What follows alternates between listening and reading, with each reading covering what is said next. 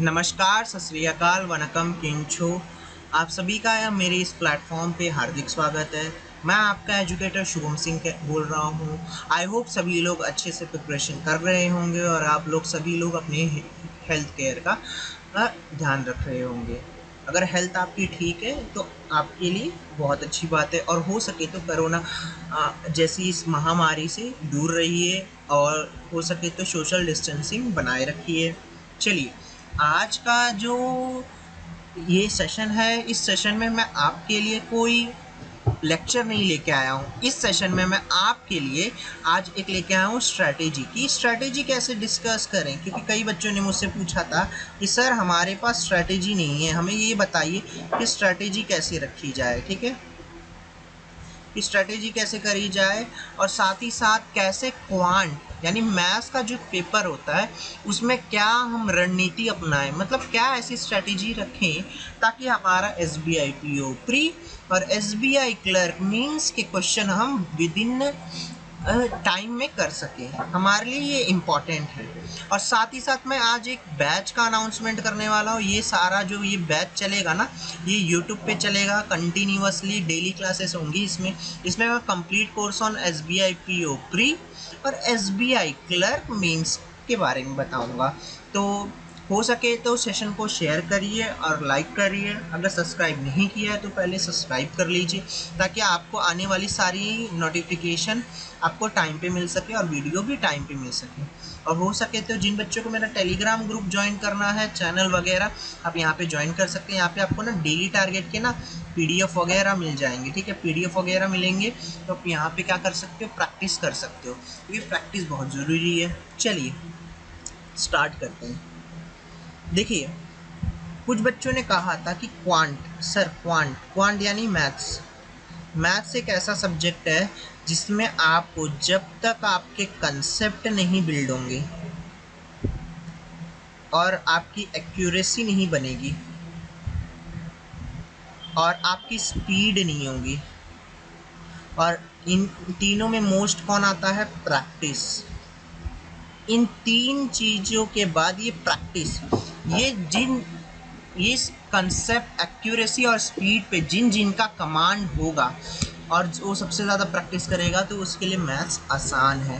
अब कई लोगों के मन में डाउट होता है कि सर कि मैथ्स करे कैसे, क्योंकि कुछ बच्चे होते हैं जो नॉन मैथ्स बैकग्राउंड से होते हैं। कौन से? नॉन मैथ्स बैकग्राउंड से, मतलब उन्होंने मैथ्स 11th-12th के बाद करा ही नहीं होता है, तो उनके लिए बड़ी तकलीफ़ होती है।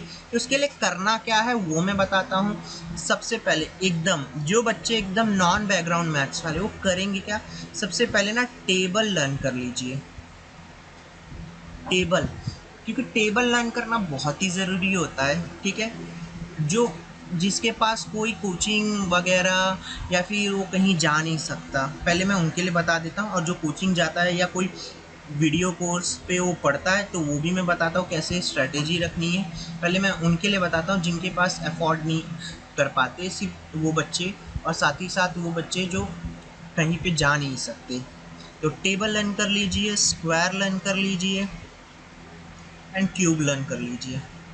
अगर आपको बैंक में जॉब चाहिए ना, तो बैंक में जॉब के लिए एटलीस्ट आपको टेबल, स्क्वायर, क्यूब याद होने चाहिए। कहाँ तक?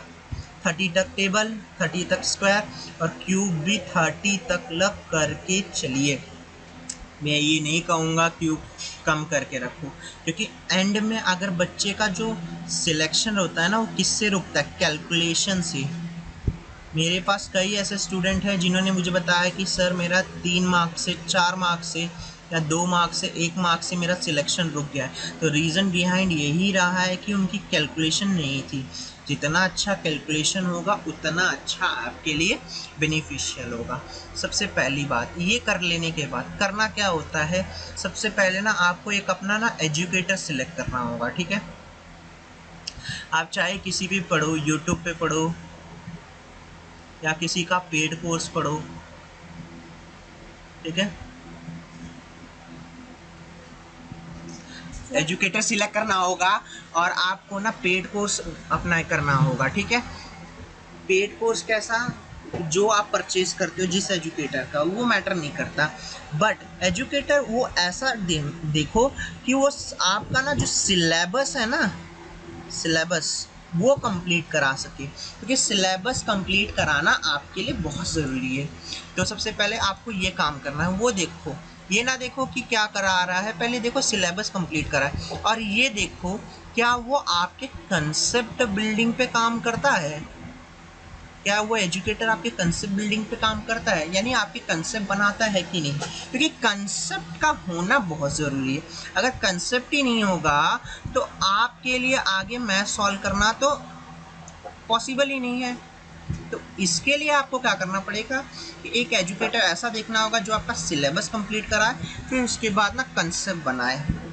सेकेंड थिंग अब बारी आती है, सर हमने एजुकेटर तो ढूंढ लिया, अब हमें प्रैक्टिस के लिए क्वेश्चन कहाँ से मिलेगा। तो मैं यहाँ पे कुछ बुक के नाम बता देता हूँ। एक एस क्वांट की बुक आती है, ठीक है, एक एस क्वांट की बुक आती है जिसमें आप टॉपिक वाइज क्या कर सकते हो, टॉपिक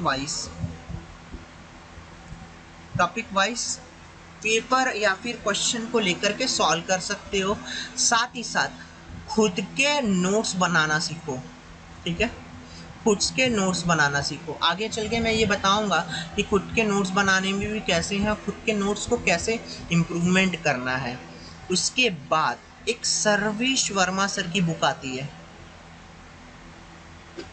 क्वांटम कैट, आपने सुना होगा क्वांटम कैट की बुक। ये बुक आपको लगाना बहुत ज़रूरी है, ठीक है।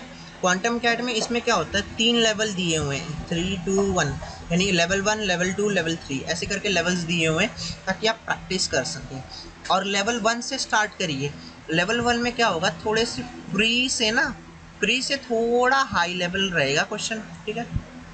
बाकी अगर आपने कंसेप्ट पे वर्क कर लिया है ना बच्चों, कंसेप्ट पे वर्क कर लिया है ना, तो कंसेप्ट पे वर्क करने के बाद आप डायरेक्ट लेवल 2 पे भी जा सकते हैं, अगर लेवल 1 आपको अच्छे से आ रहा है तो, ठीक है।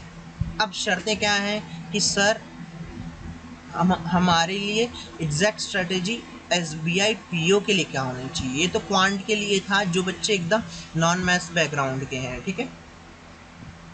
अब देखिए ने, अब मैं बताता हूँ PO के लिए क्या स्ट्रेटेजी रखनी है, PO प्री के लिए, ठीक है।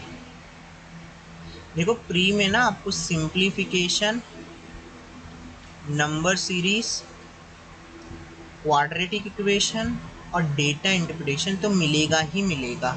इन सब से आपको 5 क्वेश्चन देखने मिलेंगे, ठीक है। इन सब से आपको 5 क्वेश्चन देखने मिले, और इससे एटलीस्ट 15 क्वेश्चन आपको मिल जाते हैं, ठीक है। 15 क्वेश्चन, देखो 15 क्वेश्चन डिपेंड नहीं करता, डिपेंड ये करता कि आपने सिंप्लीफिकेशन कर लिया है।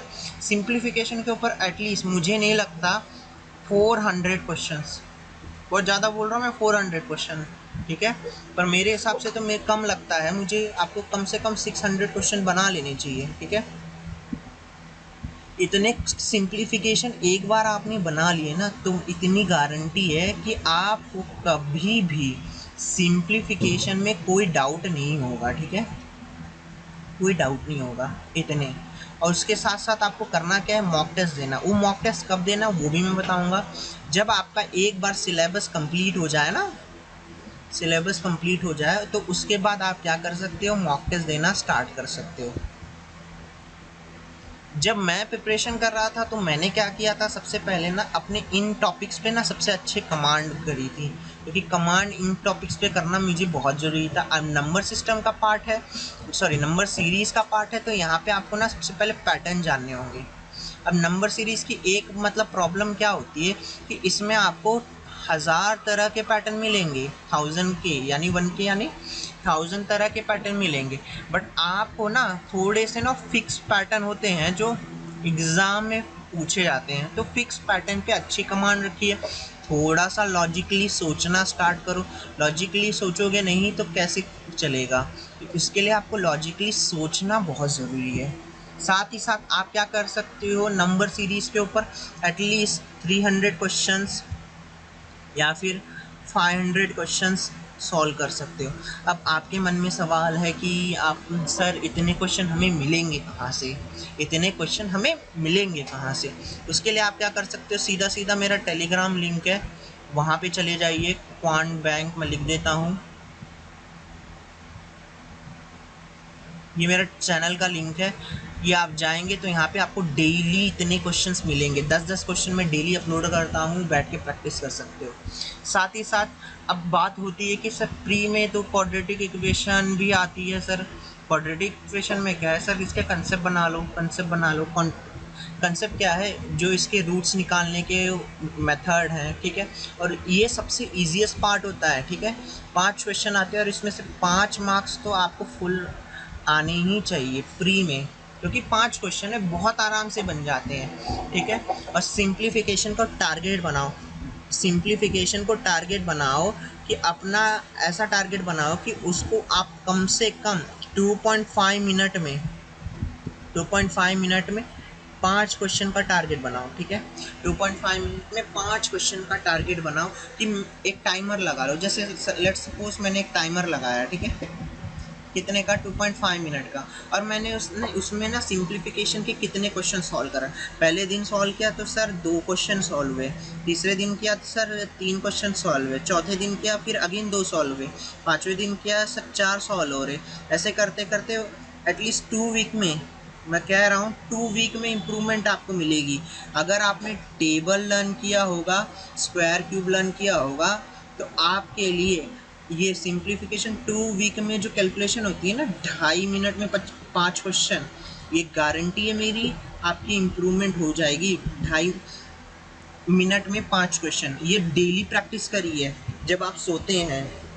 अब आपको मैं ऐसे बोल दूं, लेट सपोज 112 इंटू 88, अब आप ये मत सोचने लगना ना कि सर ये कितना ज़्यादा, 100 ज़्यादा है, ऐसे नहीं। डायरेक्ट सोचना सर ये 12 कम है तो ये 12 ज़्यादा है, सर 12 अगर 88 में ऐड कर दो तो 100 जाता है, और 12 का स्क्वायर 144 होता है, तो 10,000 में से 144 घटाना है, तो 9856 इसका आंसर बनता है। तो ये जो चीज़ें हैं ना, मैंने यहाँ पे इतना बोला, यही आपको वर्बली पार्ट करना है। अब बच्चे क्या होता है कि आप वर्बली सीखना नहीं चाहते, सीखते नहीं हो, और सीखना चाहते हो तो पर आप क्या हो जाते हो, कंफ्यूज हो जाते हो। तो कंफ्यूज हो मत, एक बार ना समझ आए रिपीट करो, रिपीट करके देखो, चाहे किसी भी एजुकेटर को फॉलो करो। मैं नहीं कहता कि मुझे फॉलो करो या किसी को फॉलो करो, जिस एजुकेटर से आपको लगे, फील लगे कि अच्छा आप पढ़ सकते हो, आपको इम्प्रूवमेंट हो रही है, तो उससे पढ़ो, बट उसको रिपीट करके देखो। कोई एजुकेटर आपको ख़राब नहीं पढ़ाएगा, अच्छा पढ़ा के देगा, साथ ही साथ आपको वो एकदम प्रॉपर नॉलेज प्रोवाइड करके जाएगा, ठीक है। वो प्रॉपर नॉलेज आपको प्रोवाइड करके लेके जाएगा, बस शर्तें क्या है, आपको पढ़ना है, जितना अच्छा पढ़ सकते हो उतना अच्छा पढ़ने की कोशिश करो। उसके बाद ये हो जाता है। तो सर इसके बाद आपकी डी आई डेटा इंटरप्रिटेशन कब बनेगा, जब आपकी ना अरिथमेटिक स्ट्रांग होगी, ठीक है। आता हूँ मैं अरिथमेटिक बताता हूँ, फिर मैं बताता हूँ डी आई कैसे इम्प्रूवमेंट करनी है। चलिए, सबसे बड़ा सवाल होता है, सबसे बड़ा मतलब लोगों के मन में होता है कि सर अरिथमेटिक कैसे प्रिपेयर करें, अरिथमेटिक हम कैसे प्रिपेयर करें, बहुत टफ लगता है मुझे। एक तो मैंने इसे स्कूल में पढ़ा था, कब पढ़ा था, 6, 7 और 10th में पढ़ा था, ठीक है, 8 और 9 में भी पढ़ा होगा। और उसके बाद से हमारे पास कितने साल हो जाते, 5 साल, ग्रेजुएशन के बाद, मतलब 10th के बाद 5 साल बाद इसे वापस पढ़ना मतलब थोड़ा सा टफ टास्क हो जाता है बच्चों के लिए, जो नॉन मैथ्स बैकग्राउंड के होते हैं। जो मैथ्स बैकग्राउंड के होते हैं उन्हें पता है कैसे क्या अप्रोच रखनी होती है। सबसे पहले ना एक ऑर्डर वाइज बना लो, एक ऑर्डर वाइज बना लो कि पढ़ना क्या क्या है। सबसे पहले अगर मैं बोलूँ तो सबसे पहले पढ़ना क्या क्या, आपको स्टार्ट करोगे परसेंटेज से, ठीक है, परसेंटेज से स्टार्ट करिए। सेकंड आता है आपका रेशियो प्रपोर्शन से स्टार्ट करिए।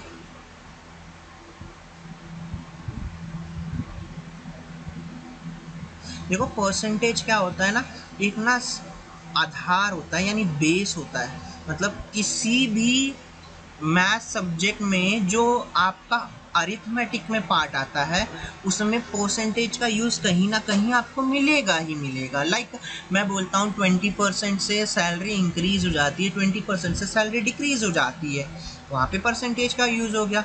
अगर रेशियो की बात करूँ तो रेशियो में भी 20% इनकी इंक्रीमेंट हो गई या 20% की डिक्रीमेंट हो गई, तो हर जगह परसेंटेज का यूज़ पड़ेगा ही पड़ेगा।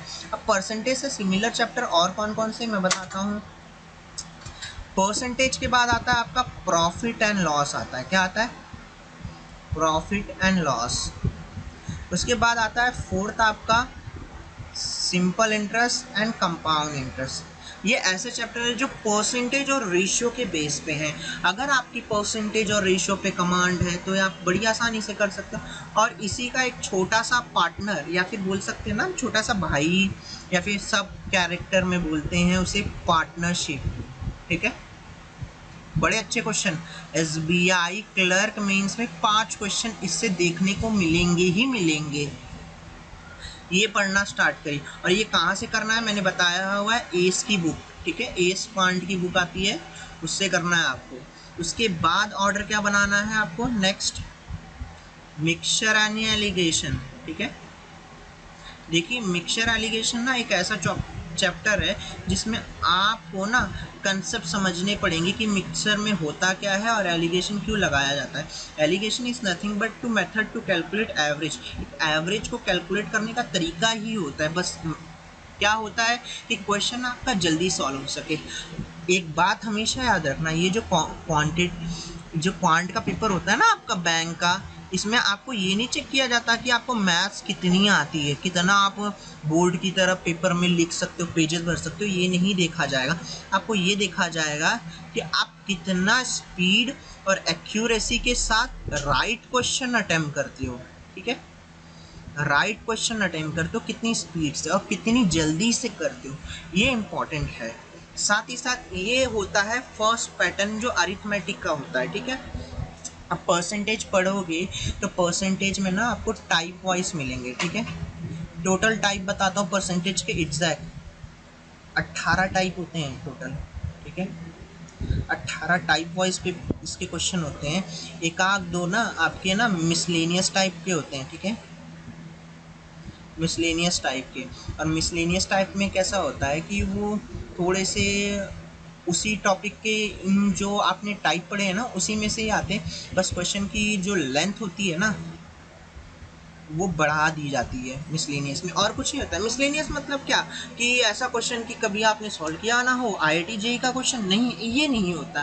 क्वेश्चन वही होता है, बस उसकी लेंथ बढ़ा दी जाती है। अब क्वेश्चन साइज में बड़ा दिख गया तो आपके हिसाब से क्या है कि आप सोचोगे कि सर ये क्वेश्चन हम तो नहीं कर पाएंगे, बहुत टाइम टेकन है। तो कई बार ऐसा भी आएगा आपके सामने, जब आप SBI PO का प्री का पेपर दोगे तो आप ना एग्जामिनेशन हॉल में बैठोगे ना तो आपको एक एनालिसिस मिलेगा।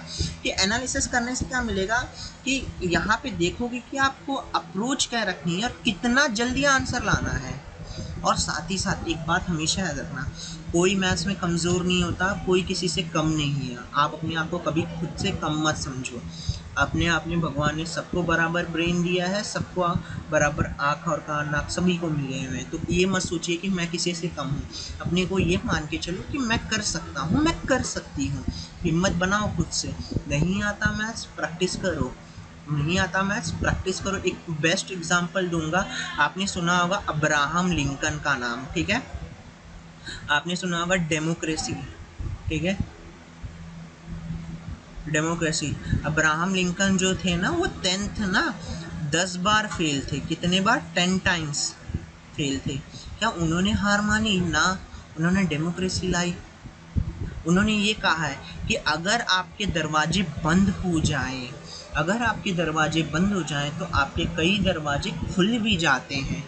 किस्मत कहती है कि अगर एक बार मौका नहीं मिला इतना प्रयास करने से तो दूसरा मौका ज़रूर मिलेगा आपको। ज़रूरी ये नहीं करता कि आप किस तरह से हो, क्या हो, ये मैटर नहीं करता। ठीक है, मैटर ये करता है कि कितना डेडिकेटली पढ़ना चाहते हो, उस पीछे उस काम के लिए आप डेडिकेशन हो देते हो और या नहीं देते हो। डेडिकेटेड होना बहुत ज़रूरी है। ठान लो, ज़्यादा से ज़्यादा मैं बोल रहा हूँ ये 6 मंथ लगते हैं। सब बोलते हैं ना 3 मंथ लगते, 3 मंथ नहीं लगते, एक्चुअल बता रहा हूँ 6 से 8 मंथ आपको लग ही जाएंगे इतना सिलेबस कंप्लीट करने में। इतना वास्ट सिलेबस है नहीं है, बट इसके जो कंसेप्ट है ना, एक्यूरेसी है ना, वो आपको जानने पड़ेंगे। अब दूसरी बात सर, 18 टाइप में पढ़ लिए हमने क्वेश्चन सर, जितने भी ये चैप्टर हैं इनके तो हमने टाइप पढ़ लिए। अब एग्ज़ाम में ना इन टाइप से बाहर क्वेश्चन आ गया, तो आप सोचते हो सर ये टाइप तो आपने पढ़ाया नहीं है तो क्वेश्चन आया नहीं, ऐसा नहीं है। आपको क्या करना होगा ना, क्वेश्चन थोड़े से ना आप अपनी तरफ से ना रिसर्च वर्क करोगे, मतलब अपनी तरफ से ढूंढो। आपको बहुत सारे वेबसाइट हैं, ठीक है, आपको वहाँ से क्वेश्चन मिल जाएंगे। साथ ही साथ आपको टेलीग्राम ग्रुप में क्वेश्चन मिल जाते हैं, तो वहाँ से भी आप क्या कर सकते हो, पूछ सकते हो क्वेश्चन। और हाँ, मेरे ग्रुप में आपको हमेशा क्वेश्चन आपको सॉल्व करने के लिए कुछ स्टूडेंट ऐसे मिलेंगे ताकि आपका डाउट क्लियर हो सके।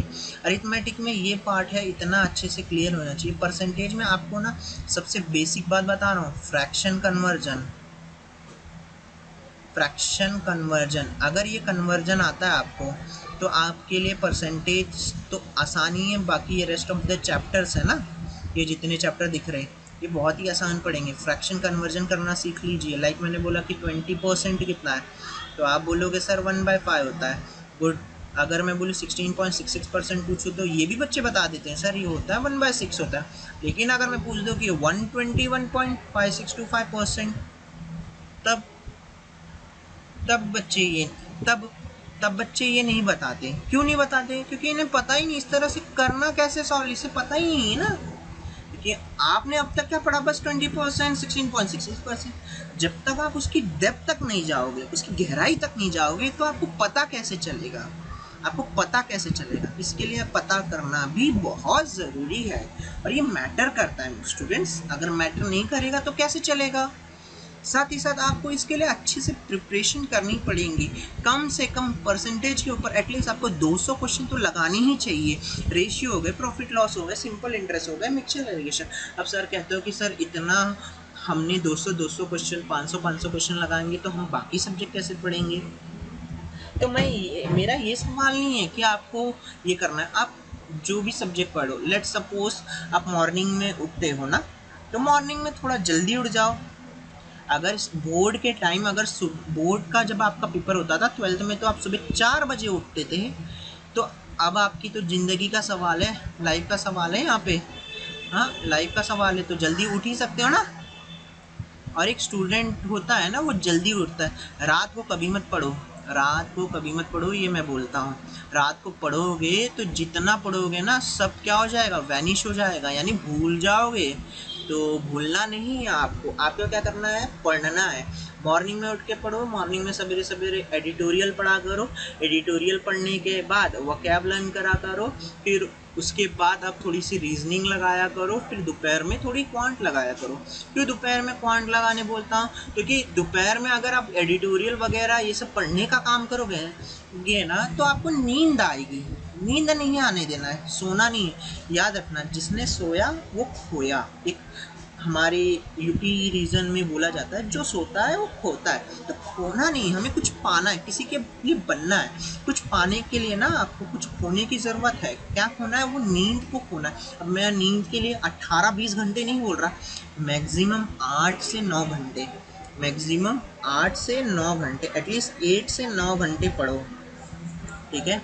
जो जॉब वाले हैं वो कोशिश करिए, उनके लिए भी मुश्किल होती हैं, पर कोशिश करिए 8 से 9 घंटा। जो बच्चा 8 से 9 घंटा डेली लगातार पढ़ता है, अपने कंसेप्ट क्लियर करता है, अपनी एक्यूरेसी पे काम करता है, अपनी स्पीड पे काम करता है, तो उस बच्चे का सिलेक्शन कोई नहीं रोक सकता। इतनी एक बार लाइफ में करके देखिए, आपका एक एग्ज़ाम क्या, कई सारे एग्ज़ाम निकल आएंगे। बस एक बार अप्लाई करना है, इसे अप्लाई करो और इम्प्लीमेंट भी करो, साथ साथ आपको रिज़ल्ट अपने आप मिलेगा। कोशिश करने वालों की हार नहीं होती, कहते हैं ना, ऐसी ही नयिका पार नहीं होती और कोशिश करने वालों की हार नहीं होती। तो हारना नहीं है आपको।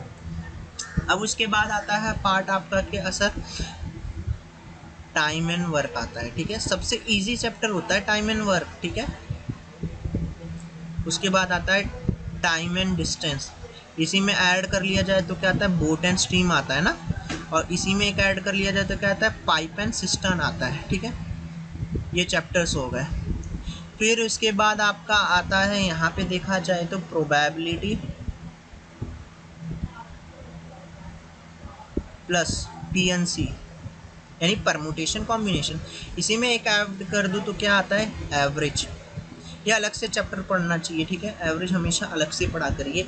एवरेज अलग से पढ़ोगे तो थोड़ा सा इंप्लीमेंट होगा, नहीं तो बीच में पढ़ोगे तो बहुत कैलकुलेशन हो जाती है, क्योंकि इसमें एलिगेशन का पार्ट आ जाता है। या फिर एक काम कर सकते हो, एलिगेशन के साथ ही एवरेज पढ़ सकते हो, तो भी आपके लिए कोई ज़्यादा नहीं पड़ेगा। देखो टाइम एंड डिस्टेंस है ना, पेपर में आपको 2 क्वेश्चन तो देखने मिलते हैं। ठीक है, टाइम एंड वर्क से भी 5 क्वेश्चन आपको मिलेंगे, प्रोबेबिलिटी से भी एसबीआई क्लर्क मेंस में 5 क्वेश्चन देखने मिलेंगे। ठीक है, और दूसरी बात बोट एंड स्ट्रीम के ऊपर ना आपको डीआई जो डेटा इंटरप्रिटेशन होती है ना, उसके लिए सबसे ज़्यादा क्वेश्चन बोट एंड स्ट्रीम से देखे जाते हैं, और हो सके तो टाइम एंड डिस्टेंस। साथ ही साथ परसेंटेज बेस्ड डीआई भी आती है आपको। ठीक है, डीआई परसेंटेज बेस भी मिलेगी आपको, प्रॉफिट एंड लॉस के बेस पे मिलेगी, सिंपल एंड कंपाउंड के बेस पे मिलेगी। ठीक है, इन सब की भी डीआई आपको मिलेगी। साथ ही साथ करना क्या है, आपको इसके पढ़ना है।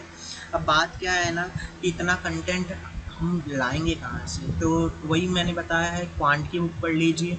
एक क्वांट की जो एस की मैंने बताई है ना, क्वांट की एस क्वांट, ठीक है, वो बुक पढ़ी है। उससे एटलीस्ट आपके ना थोड़े से ना कंसेप्ट बिल्ड होना स्टार्ट होंगे। ठीक है, वो बुक पढ़िए और दिन भर लगाइए। दिन भर में कैसा, मतलब 2-3 घंटे उसे पढ़ लीजिए, उससे क्वेश्चन लगाइए। देखो जो क्वेश्चन बने, जो क्वेश्चन बना दो, जो क्वेश्चन ना बने तो ग्रुप में क्या कर दो, पूछ लो, डाउट पूछ लो। पूछने से कोई छोटा बड़ा नहीं हो जाता। ठीक है, पूछना चाहिए। ठीक है, दूसरी बात आपको एक ये पता होना चाहिए। उसके बाद आप क्या कर सकते हो, वो जो क्वांटम कैट की बुक मैंने बताई थी सर्वेश वर्मा सर की, वो आप लगाइए, सबसे बेस्ट बुक मानी जाती है अरिथमेटिक के लिए। उसके बाद आप क्या करो, मॉक टेस्ट देना स्टार्ट करो। ठीक है, मैंने मॉक टेस्ट दिया तो मेरे मॉक टेस्ट में सर नेगेटिव मार्क आ गए, -3 मार्क्स आ गए। सेकंड डे दिया तो 2 मार्क्स आ गए प्लस में। तो मॉक टेस्ट में इतनी जल्दी मार्क्स इंप्रूवमेंट नहीं होंगे, टाइम लगेगा थोड़ा। 1 वीक ऐसा होगा कि आपके पूरे मार्क्स ही क्या हो जाएंगे, नेगेटिव में चलेते जाएंगे।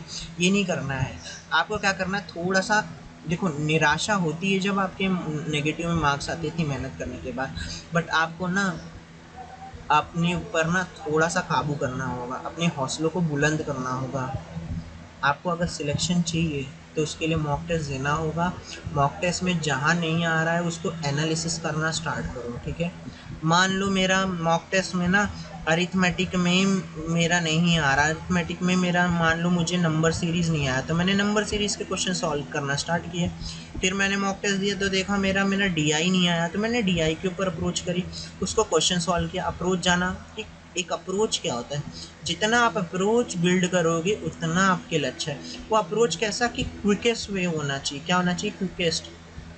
देखो सॉल्व तो सभी लोग कर लेते हो, बट क्विकेस्ट वे में सॉल्व करना बहुत ही इंपॉर्टेंट होता है। कुछ क्वेश्चन ऐसे मिलेंगे जहाँ पे आपको रेशियो मेथड से अप्लाई करना होगा, और रेशियो सभी को पसंद आता है, बहुत अच्छा मेथड लगता है बच्चों को, मैंने सुना है कई बार, और बहुत अच्छा लगता है क्योंकि जल्दी आंसर आ जाता है। लेकिन कई क्वेश्चन ऐसे भी मिलेंगे आपको जिसमें आपको एक्स का यूज़ करना ही पड़ेगा, और कुछ क्वेश्चन आपको ऐसे मिलेंगे जिसमें आप हिट एंड ट्रायल मेथड लगाना पड़ेगा। क्या लगाना पड़ेगा, हिट एंड ट्रायल मेथड, मतलब ऑप्शन से जाना।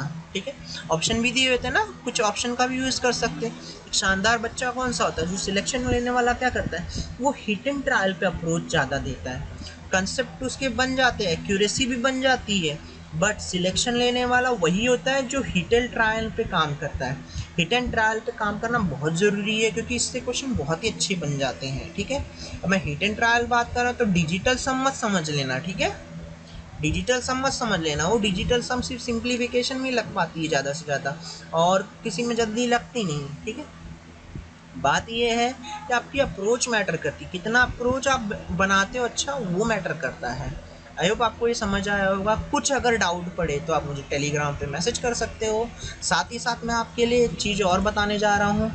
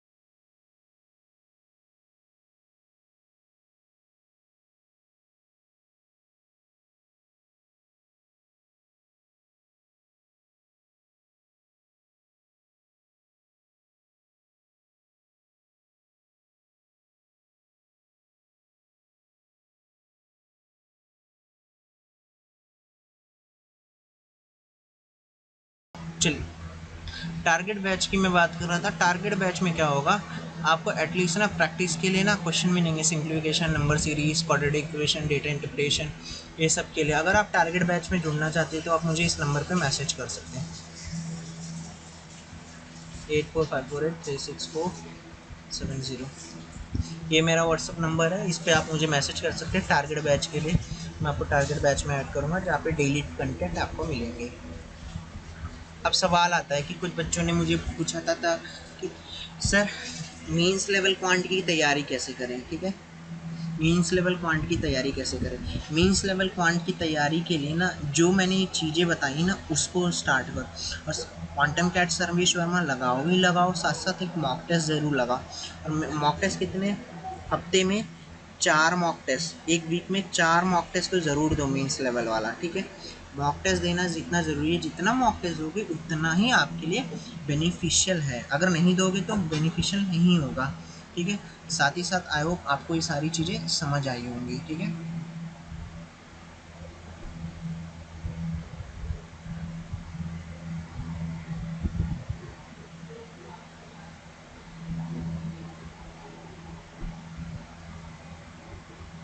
चलिए, एक मैं छोटा सा अनाउंसमेंट करना चाहता हूँ, मैं बताता हूँ कि मैं ना आपके लिए SBI PO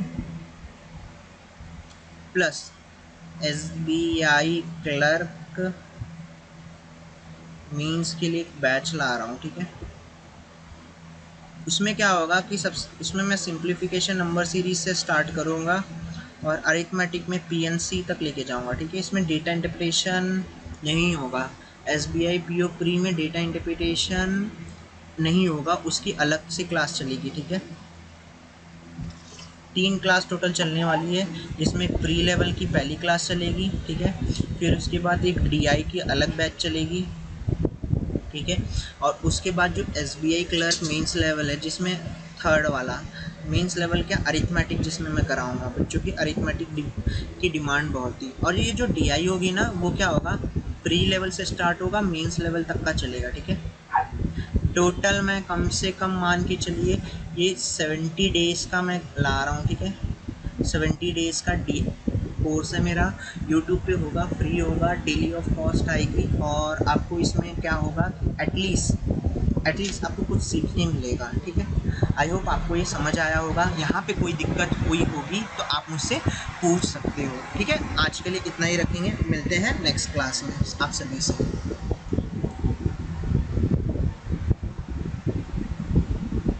bye, take care, ख्याल रखिएगा।